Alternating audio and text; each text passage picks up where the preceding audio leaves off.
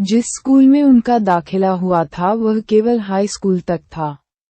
Primary school के headmaster ने उनके साथ अंबेडकर जोड़ दिया था और वह यही लिखते थे। अपनी पढ़ाई वह दिल लगाकर करने लगे। जरा सा वक्त भी वह बेकार नहीं जाने देते थे। न किसी के घर जाते और न ही किसी को अपने घर बुलाते थे। हमेशा उनके पास वक्त की कमी रहती और वे समय को पकड़ने की कोशिश करते थे। एक दिन की बात है, भूगोल का पीरियड चल रहा था। अध्यापक कुर्सी पर बैठे हुए थे। लड़कों ने अपना अपना भोजन डिब्बों में बंद करके वहीं रख रखा था। मास्टर ने भीमराव को बुलाया और बोले, भीमराव श्याम पर आओ, भारत का मानचित्र बनाकर दिखाओ।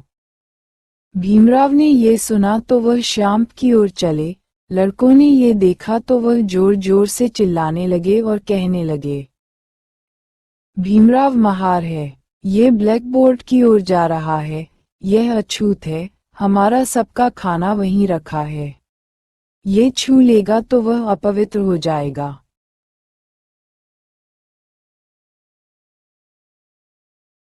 हिम्मत करके एक लड़का सामने आ खड़ा हुआ।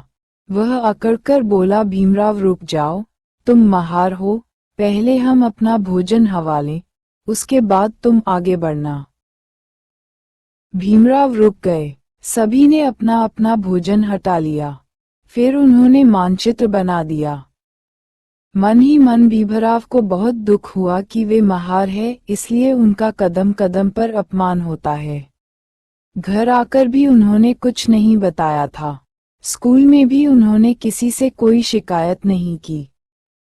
वह अपने मन में संतोष करके रह गए और सोचने लगे, उन्हें शिक्षा प्राप्त करनी है। जब इंसान नेक काम करता है तो परेशानियां तो आती ही हैं। मुझे अपना उद्देश्य पूरा करना है, मैं किसी से कुछ नहीं कहूंगा। वहां का हेडमास्टर भी बहुत दयालु था। एक दिन उन्होंने भीमराव से पूछा, अरे भीम, तू महार है, जब तू पढ़ लिख जाएगा तो फिर क्या करेगा?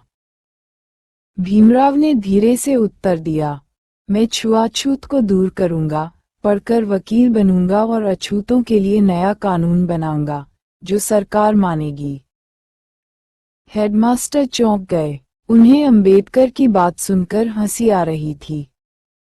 उनकी समझ में आ गया था कि लड़का बड़ा महत्वाकांक्षी है। वह भीमराव से स्नेह रखते थे। उन्हें मालूम था कि यह लड़का होनहार है और कुछ अवश्य बनेगा, कुछ न कुछ करके भी दिखाएगा। कहावत अपनी जगह सही है कि हीरा कोयले से ही निकलता है और कमल कीचड़ में पैदा होता है। उस दिन से हेडमास्टर की दृष्टि में भीमराव का स्थान ऊंचा हो गया। वे भीमराव का ज्यादा से ज्यादा ख्याल रखने की कोशिश करते। हाई स्कूल की परीक्षा में भीमराव प्रथम श्रेणी में उत्तीर्ण हुए। घर में खुशियां मनाई गईं। लेकिन भीमराव के सामने एक नई समस्या थी कि आगे की पढ़ाई अब कैसे पूरी होगी। उन्होंने इरादा किया था कि वे बड़ी से बड़ी पढ़ाई करके खुद को, कुल को और जाति को ऊंचा उठाएंगे। भीमराव का एक मित्र कैलुस्कर था। वह जाति से ईसाई था। वह हमेशा देखता था कि भीमराव उदास रहते हैं। उसने एक दिन भीमराव से पूछा तो उन्होंने बताया, वे आगे पढ़ना चाहते हैं लेकिन घर में पैसा नहीं है, कॉलेज में दाखिला कैसे लेंगे? इस पर कैलुस्कर ने बताया, महाराज गायकवाड़ बहुत ही दयालु पुरुष हैं। जो गरीब उनके दरवाजे पर पहुंचता है धन से वे उसकी सहायता करते हैं। क्या वो मेरी भी सहायता करेंगे कैलुस्कर? अंबेडकर ने उत्सुकता से पूछा। तुम भी उनके पास जाओ और उन्हें अपनी कहानी सुनाओ। वे तुम्हारे हाल पर जरूर तरस खाएंगे। पाए। बड़ौदा नरेश से भेंट। भीमराव की समझ में आ गया। मुंबई में ही बड़ौदा नरेश की बहुत बड़ी कोठी थी। उनके सामने भीमराव जाकर खड़े हो गए। दोनों हाथ जोड़कर सिर झुकाकर उनको प्रणाम किया। युवक, तुम कौन हो और यहाँ कैसे आए? उन्होंने मुस्कुराते हुए पूछा। राजा साहब, मैं एक गरीब विद्यार्थी हूँ। फर्स्ट डिवीजन में हाई स्कूल पास किया है और अब कॉलेज में दाखिला लेना चाहता हूँ। घर में पैसे नहीं हैं।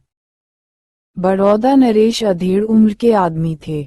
40 साल की उम्र को वे पार कर चुके थे। उन्हें दुनिया का बड़ा तजुर्बा था।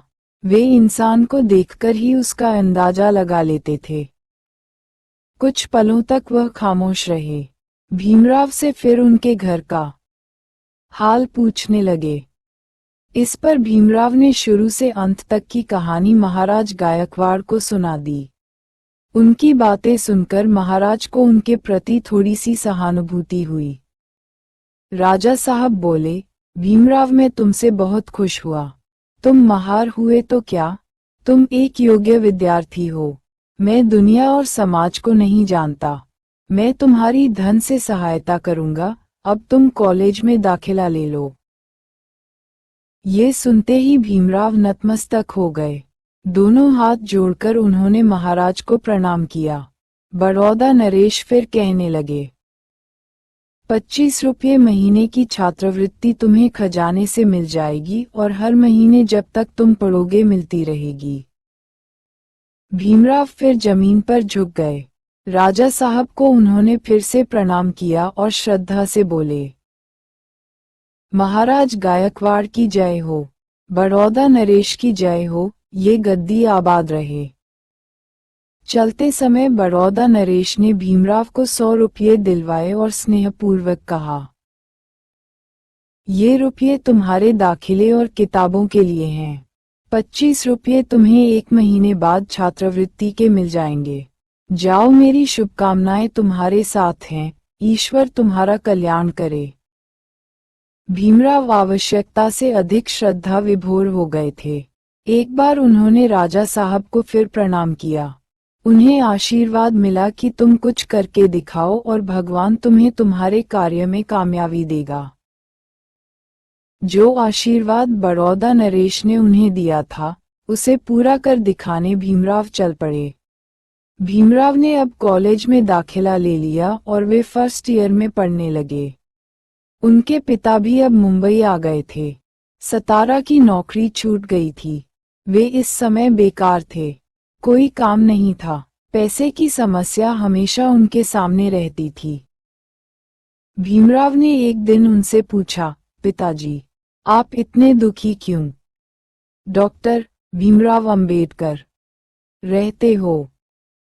रामजीराव ने बताया कि एक पैसे की कमाई नहीं है और खर्च बराबर हो रहा है। इस तरह आखिर कब तक और कैसे काम चलेगा? मैं अब बूढ़ा हो गया हूँ।